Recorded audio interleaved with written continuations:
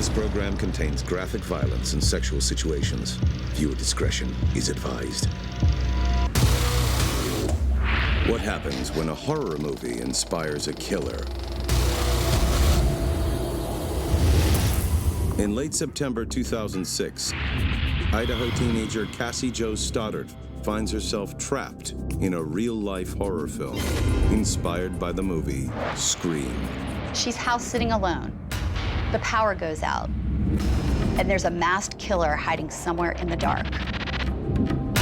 She'll be stalked. Who's there? She'll be terrorized. She'll be stabbed 29 times. The elements of Scream are all there, and it's all happening to Cassie Jo. Well, it's startling. You have a copycat crime, but you also have these details which really do mirror the film. I really pondered on what kind of animal could come in and do this to her. Who made a teenage girl scream for the very last time? Who is the Scream copycat killer?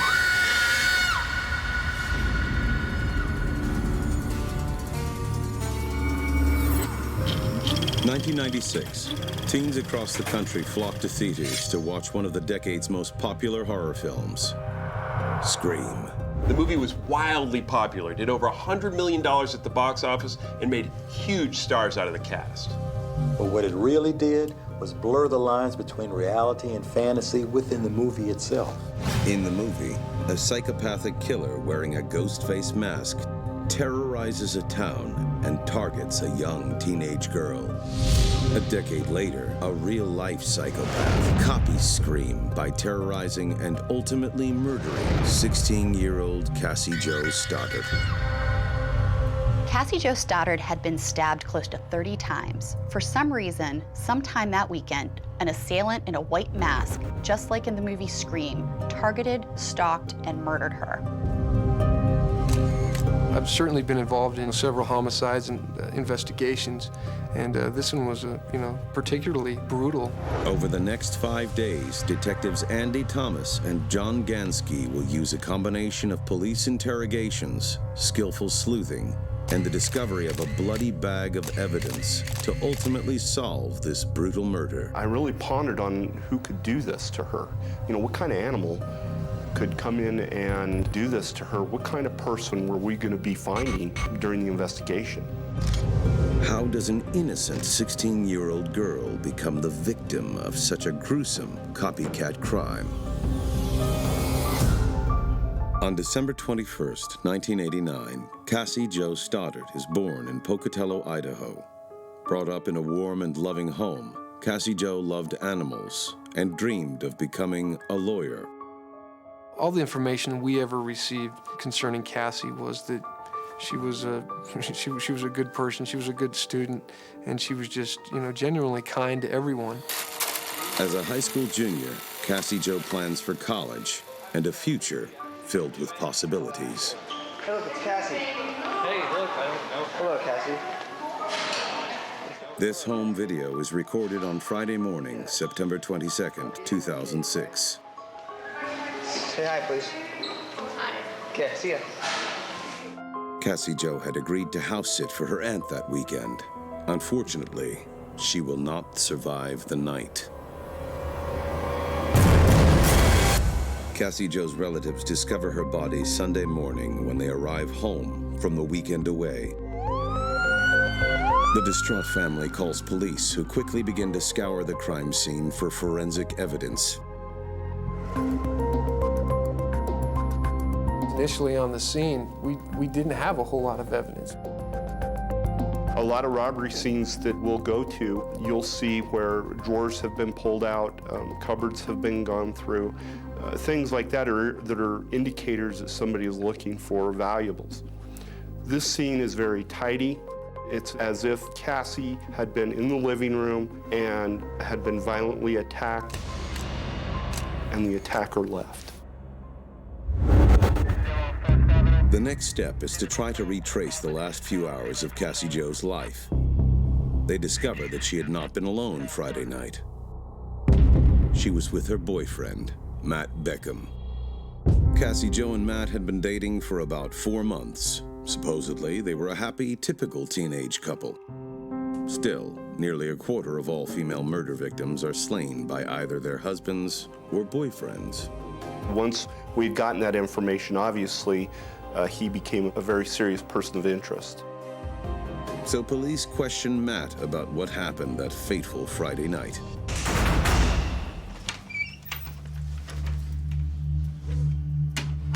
Well, all of this initially is a fact-finding mission. There's certain key elements that we want to know. Obviously, when did he leave Cassie? Did they have a fight? Was there any marks on him? Did I see anything to indicate that he'd been in a fight with her? And kind of a little bit about his character. What is his character telling us? Matt, I need you to help me understand what happened 2 nights ago. Cassie Jo was house sitting for her aunt, and I got there a little after 6. Matt's story about Cassie Jo's last night alive unfortunately begins like the movie Scream. A young girl in a house, all alone. Hello? When are you coming over? I'll be there as soon as I can. What kind of movie do you... Matt?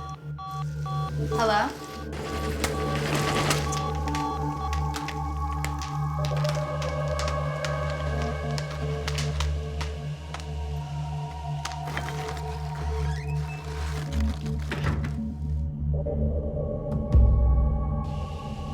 Police don't know exactly when Cassie Jo's night of horror begins.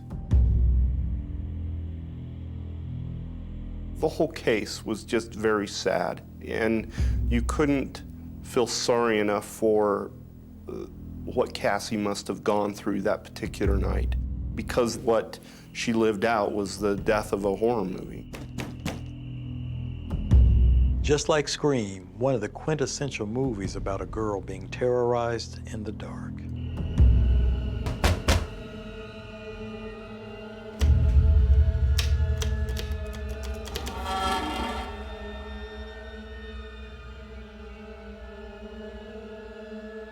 When we can't see, we feel lost. We feel kind of in danger. We feel vulnerable.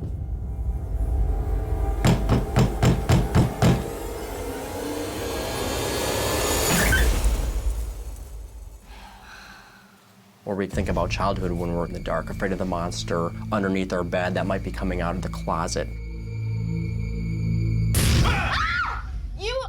What are you doing? I couldn't resist. Ow! You scared me. Sorry. Matt tells police he made his way to the house early Friday evening. We were there alone for a while, and we started watching TV. Matt then reveals that after about an hour, he and Cassie Jo received guests. Brian, Tori, how you doing, man? Hey, man. Tori Adamczyk and a Brian Draper, 2 classmates at Pocatello High School, had visited the residence that evening. I said they could come over, you know, since we were there alone, so we all watched a movie. Matt tells police that he and Cassie Jo had invited Brian and Tori to the house that night. And according to Matt, nothing unusual happened.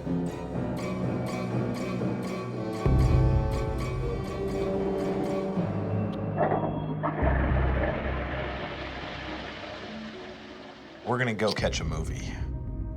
Yeah. In the interrogation, Matt informs police Brian and Tori leave after about an hour. They tell Matt and Cassie Jo they are going to the movie theater to see a show. So, what do you want to do now?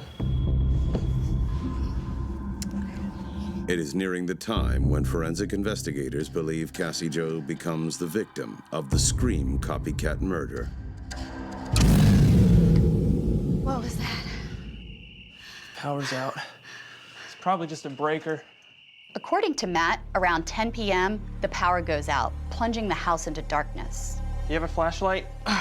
Thank you. I can't think of anything more cliche in a horror movie than the power going out. But you know what? it really did. Where are you going? I gotta go pop the breaker. It'll take 2 seconds. Are you crazy? Don't leave me here alone. Do you want to come to the creepy basement with me? Here. Take my lighter. You'll be fine. Okay? I'll be right back.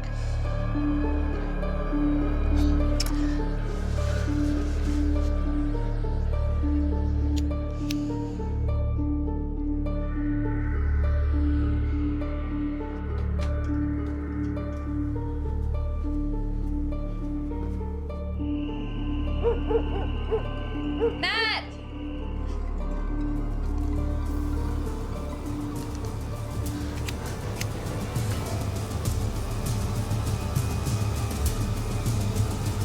Matt! Was it the breaker?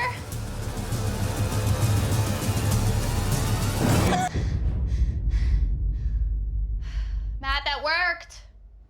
So take me back a step or two. So the power went out. What did you do after the power went out? I went to the basement. Matt tells authorities that after the power outage, he asks his mother if he could stay the night with Cassie Jo to make sure she stays safe. She's freaked out, and I thought it would be cool if I could stay over. According to Matt, his mother denies him permission to stay the night. She insists he goes straight home and remains there for the rest of the night. Matt, you understand my problem here is that you were the last person to see Cassie Jo alive. Yeah. She was stabbed 30 times.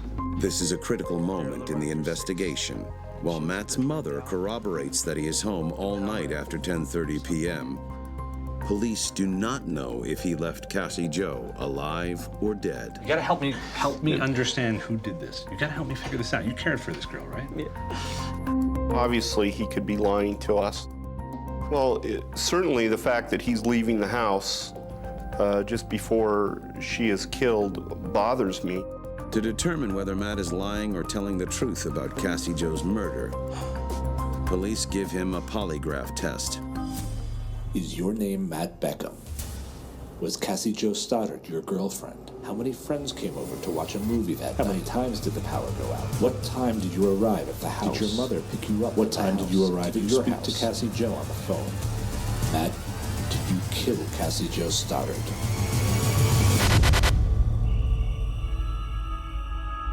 Is Matt Beckham the copycat killer? Police will eventually discover that what happens to Cassie Jo next is like a scene straight out of the movie Scream.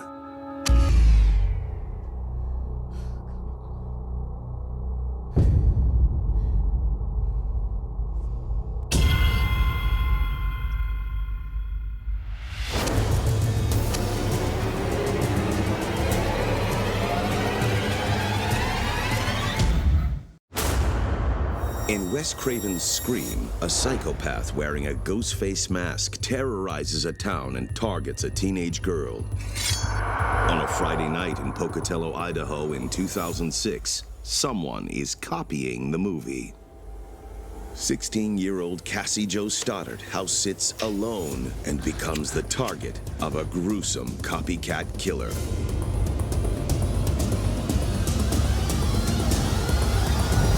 I hear people say it all the time. I feel like I'm in a horror movie. Well, 16-year-old Cassie Jo, she really was. Scream was the blueprint and Cassie Jo, the victim.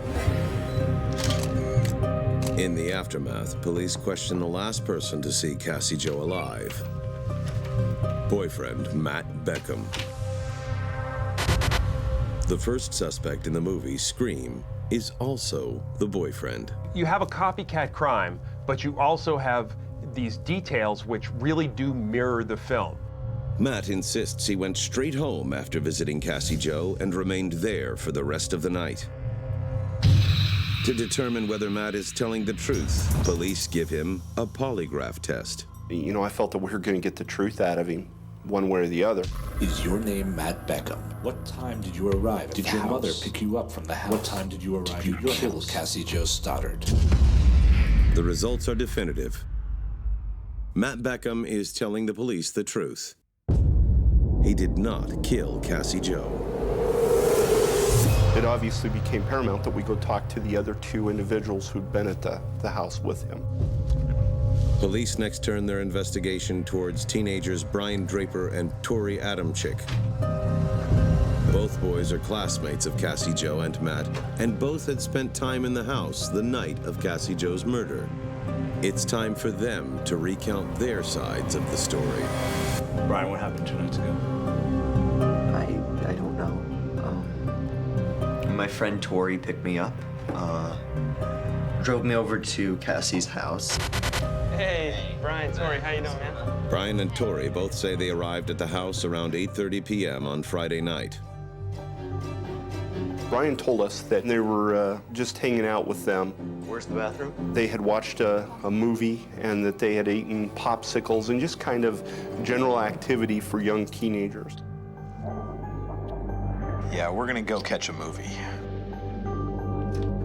We left to go watch a movie at the theater, and then we went home and went to bed. Bye. So far, the boys' version of events lines up with what Matt had told police. And they have rock-solid alibis. Ticket stub evidence of their trip to the movies. So who is in the house that night, imitating the movie Scream?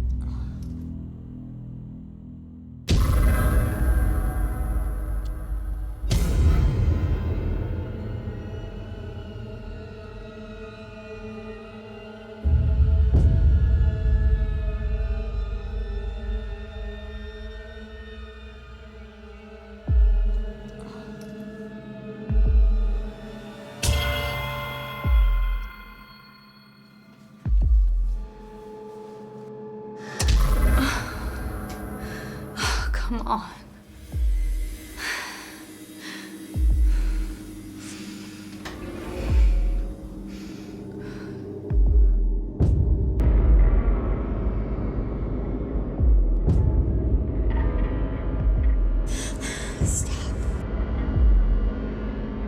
Stop. Stop. Stop. Stop. Stop!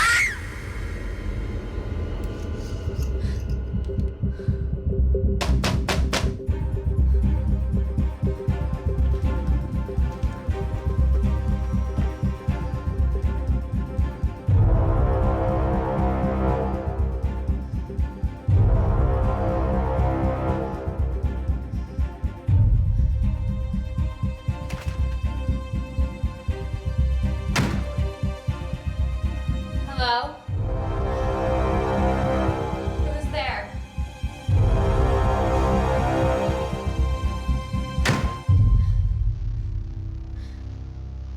Matt? But at around 11 p.m., Matt Beckham is at his home.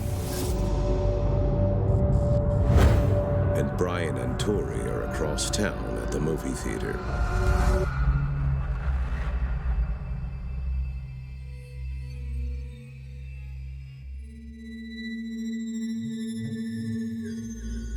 We have no idea what actually happened that night.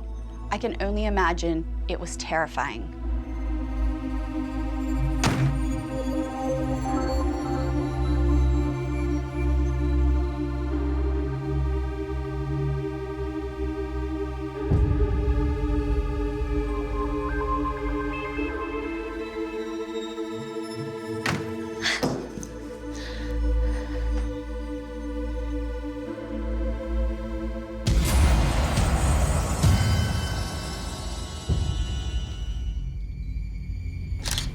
It was upsetting to see something like this take place in our community to someone so young, and it seemed, to us to be so senseless of a crime. Police have interviewed the last 3 people to have seen Cassie Jo alive, and all have alibis. But they're about to get a break in the case. Here they are in the interrogation, and they're just gonna ask one more question, something tough, something unexpected. You know what they ask? How was the movie? I don't know. It's just It's a horror flick, man. What was the movie about? I couldn't tell you. Who was in the movie? I just remember being really bored. They've got ticket stubs, they've got the perfect alibi. There's only one problem here. These film geeks can't tell them anything about the movie. There is something wrong here. You can't tell me anything about this movie? It was 2 nights ago. You're a film guy. What 16-year-old kid, I mean, we're talking the night before, doesn't remember what movie he went to? That's ludicrous. It's not going to happen. How could you sit here and not be able to tell me what the movie was about? This is our problem. I do not believe your story. What aren't you telling me, Brian?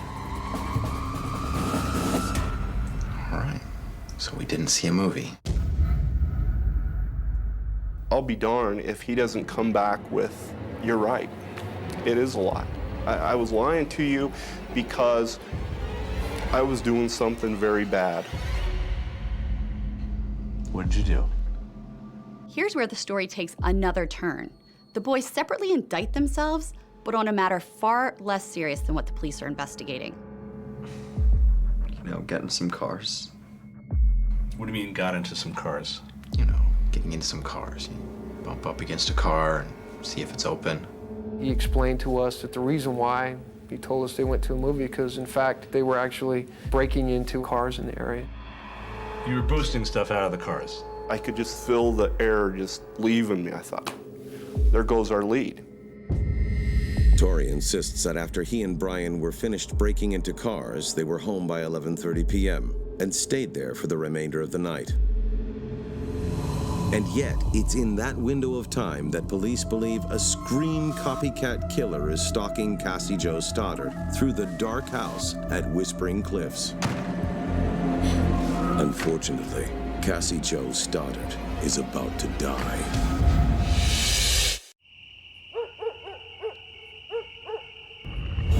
At 11 p.m. on September 22nd, 2006. Teenage house sitter Cassie Jo Stoddard finds herself alone in a strange house. The power is out, and strange noises are coming from the basement. Little does she know, she is being stalked by a masked killer in a scene reminiscent of the movie Scream. If the killer was imitating Scream, who knows what kind of terror Cassie Jo must have suffered. Imagine Cassie Jo in the dark. She cannot see. She's hearing noises. And anxiety, fear, panic, and chaos has completely kind of set in for her at that point.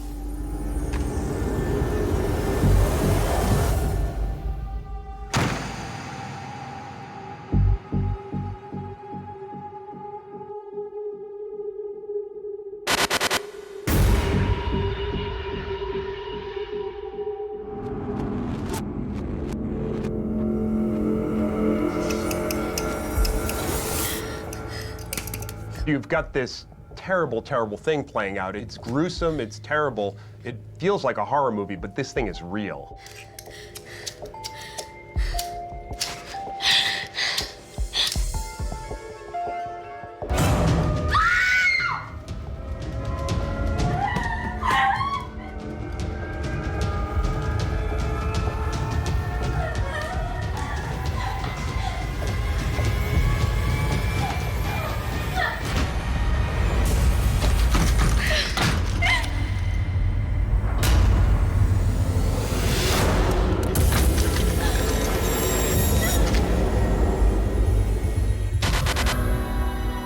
Cassie Jo Stoddard will eventually be stabbed 29 times.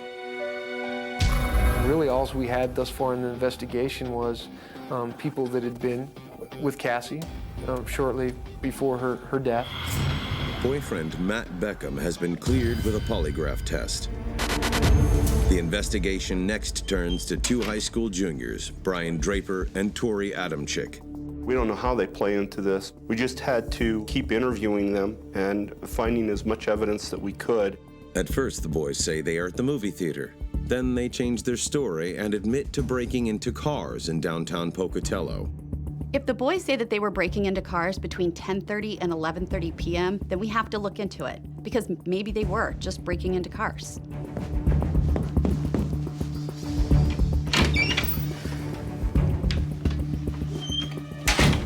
We've got problems here. The police come back to the boys and tell them there have been no reports of any car break-ins during the last 24-hour period. Their stories are not credible. So where were they? Neither Brian Draper nor Tori Adamczyk can account for their whereabouts during the time Cassie Jo was being terrorized. They are now officially prime suspects. We did not want to believe that Brian and Tori could do this. But we couldn't ignore not only that they're lying to us, but they're lying to us at the exact time frame that we believe Cassie is killed. Circumstantial evidence points to Brian and Tori, but detectives Thomas and Gansky need harder evidence. They turn to the forensic pathologist. Thanks for seeing us. There are certain things that take place on a corpse that we couldn't possibly know. I look at the wounds on her chest. Talking with the pathologist, we were able to determine that Cassie was stabbed a minimum of 29 times.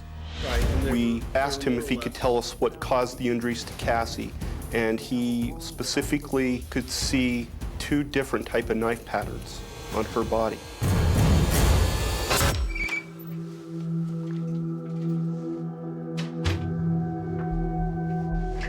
Tori, let's talk about knives. You like knives? I hear you collect them. I have 3 knives. You have one Friday night? No. The autopsy shows Cassie Jo's wounds are caused by a serrated blade and a non-serrated blade. One conclusion is that Tori might have attacked her with 2 different types of knives.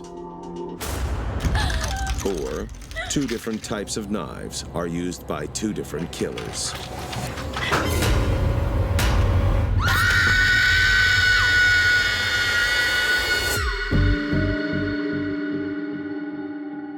Forensic evidence points to the possibility of 2 killers.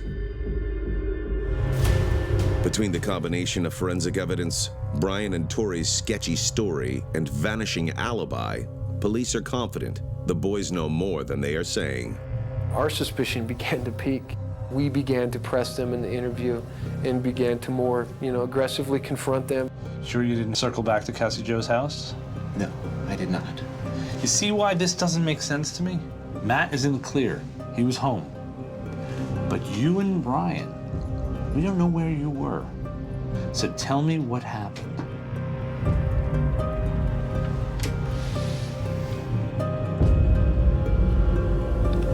Can I talk to an attorney? By law, we are required to not ask him any further questions at this point. Okay.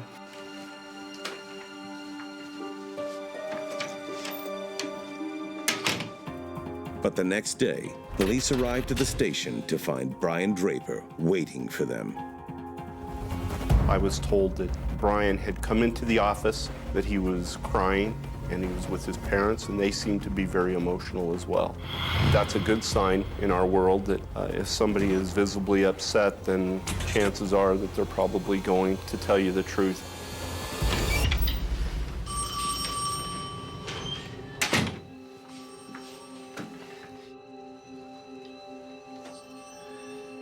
Tell me what happened.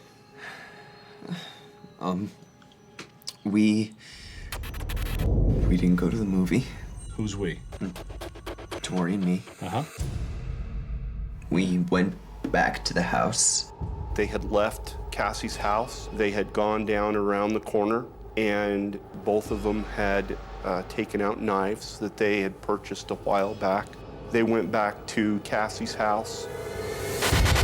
We went in the basement and we put on some masks, like white with stuff on them. I thought it would look cool. Brian tells police that the 2 boys sneak upstairs together, but it is Tori who stabs Cassie Jo to death. Brian says he only watches. I certainly don't believe Brian's version. I believe that the 2 of them killed Cassie. I believe that they're both equally as involved in it as the other person. Despite Brian's admission, detectives cannot make a solid case without physical evidence. The problem that we had was we knew that they'd already been in the house. So Some of the evidence that we look for, hairs and fibers, fingerprints, DNA from fingerprints, those kind of things, they were going to be a moot point for us. But the break they need comes during Brian's final interrogation. We took all the stuff, the knives, the black shirts, the masks, and we put it in a plastic bag and we hid it in the woods. I can take you there. Brian told us where they had gotten rid of some evidence of the crime and buried it in a remote location south of town. The police soon unearth a nightmarish treasure trove of hard evidence.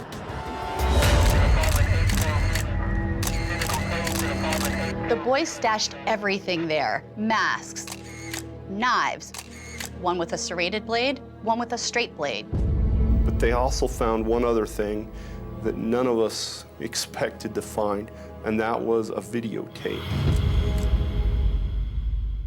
When we found that videotape, all of us pretty much got sick, thinking that you don't think these two kids actually videotaped the death of Cassie. As police watch the tape, they are horrified to discover that on the days leading up to Cassie Jo's murder, Brian and Tori had filmed themselves reveling in their evil intentions. Evil, the origin, is a follower of Satan. There is no Satan Satan. Real? Then shut up. Then how are we supposed to express ourselves? Good and bad. We're bad. We're bad. That sounds so We're evil. That sounds even We're not, okay? They were sick psychopaths. Did not get pleasure of killing other people. That sounds good, baby. We're gonna be just like Scream, except real life terms. That We're gonna be sounds murderers. good, baby.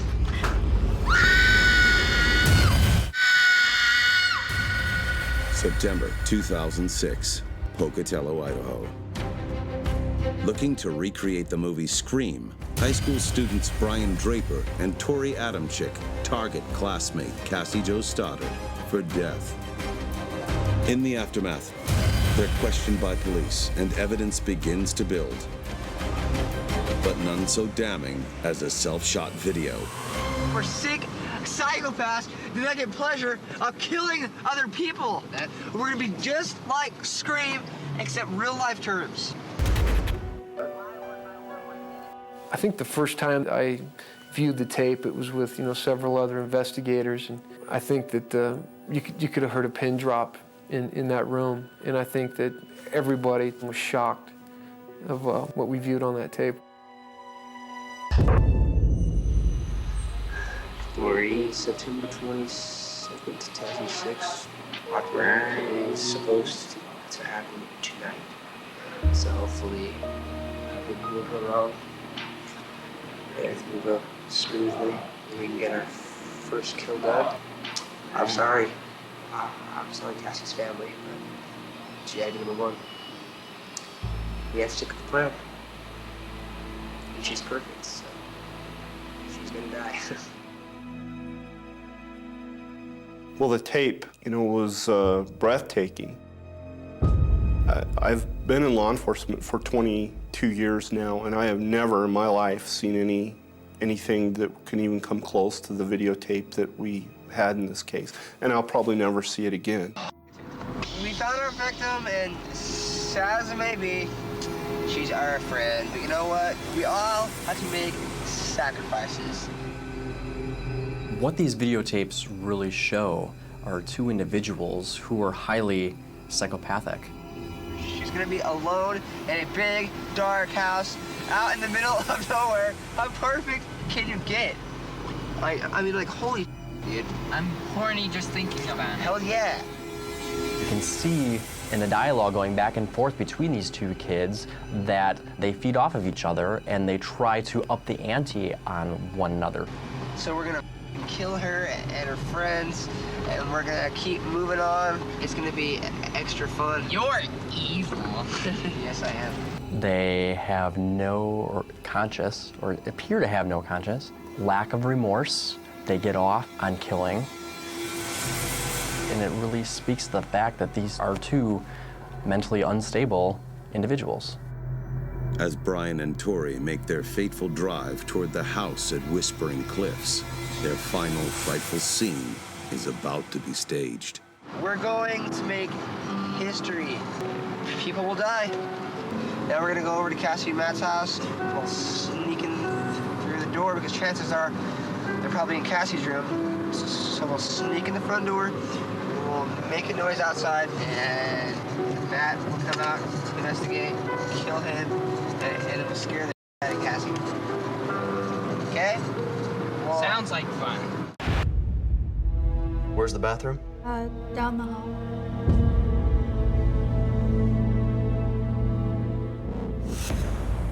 Under interrogation, Brian Draper tells authorities that at some point in the night, he unlocks the back door.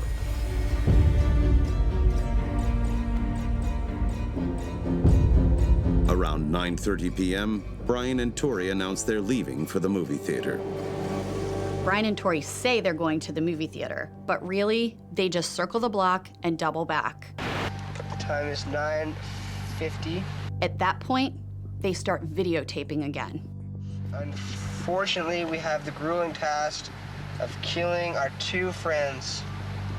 And they are right in a house just down the street. We just talked to them. We were there for an hour. But We checked out the whole house. We know there's lots of doors. There's lots of places to hide. I unlocked the back doors, so it's all unlocked. Brian and Tori turn off their video camera and sneak into the basement. They've got any variety of horror movie tricks they want to try. And the first one, well, kill the power. What was that? Power's out. It's probably just a breaker. I'll be right back.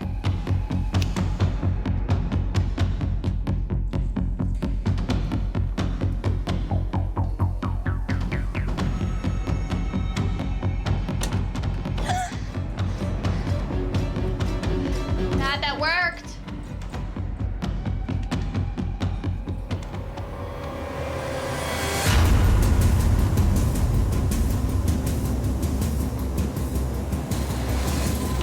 Matt Beckham's curfew that night perhaps saves his life and becomes the moment that truly seals Cassie Jo's fate. Made bold by the fact that Cassie Jo is now alone, Brian and Tori have the opportunity to continue their horror movie terror tactics.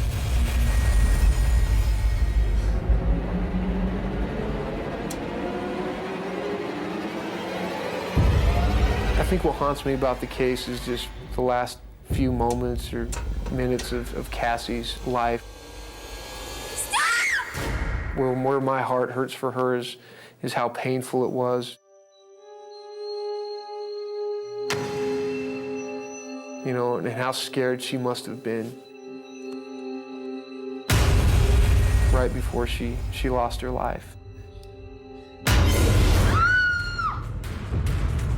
And, you know, I often think of that, about how did she feel, you know, how scared must she have been before this happened.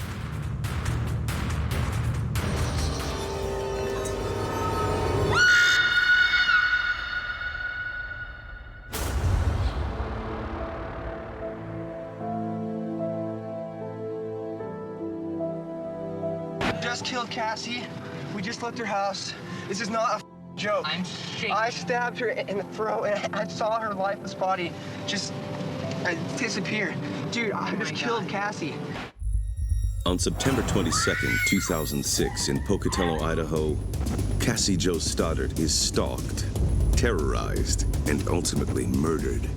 The killers are two of Cassie Jo's friends, Brian Draper and Tori Adamczyk, and they're copying the movie Scream. The damning evidence lies in their ghastly homemade horror film. We just killed Cassie. We just left her house. This is not a joke. I'm shaking. I stabbed her in the throat, and I saw her lifeless body just disappear. Dude, I just killed Cassie. That felt like it wasn't real. I mean, it went by so fast. We gotta get our act straight. It's okay. Okay, let's buy movie tickets now. Okay. Come on, goodbye. No. Goodbye.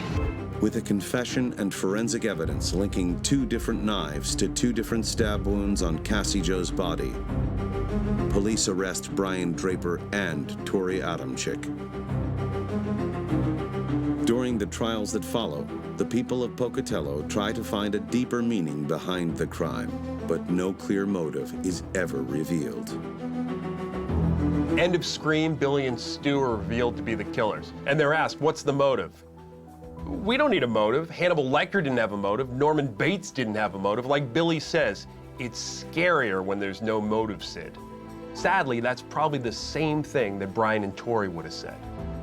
So we might not know exactly why Brian and Tori killed Cassie Jo, but we might begin to think that they committed this murder for a sense of fame, for a sense of notoriety. I've always wanted to make a mark on the world and stuff. And this is a good way to do it. To be that front page media story.